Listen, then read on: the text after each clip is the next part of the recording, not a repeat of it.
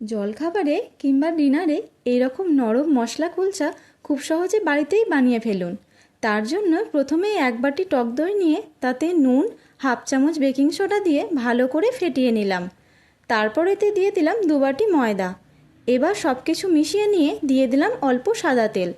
তারপর জল দিয়ে মেখে একটা ডো বানিয়ে নিলাম।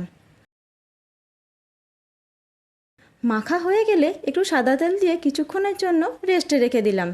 এবার পুরটা বানিয়ে নিই। তার জন্য কড়াইয়ে সর্ষের তেল গরম করে দিয়ে দিলাম সেদ্ধ করে ম্যাশ করে রাখা আলু। এবার অল্প হলুদ গুঁড়ো, নুন, চিনি আর ভাজা মশলা দিয়ে নেড়েচেড়ে পুরটা বানিয়ে নিলাম। এতে অল্প লঙ্কা কুচিও দিয়ে দিলাম।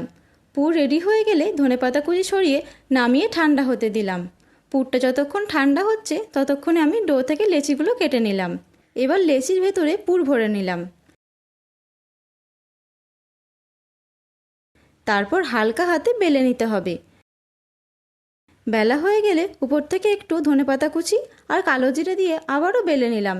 এতে কিছুটা দোকান থেকে কেনা কুলচার মতো লুক আসবে। এরপর একটা প্যান গরম করে কুলচাগুলো দিয়ে দিলাম। প্রথমেই তেল দেব না, এমনি উল্টে পাল্টে সেঁকে নেব। সম্পূর্ণ সেঁকা হয়ে গেলে উপর থেকে বাটার ব্রাশ করে আরেকটু সেঁকে নামিয়ে নিলাম আর গরম গরম পরিবেশন করলাম মশলা কুলচা।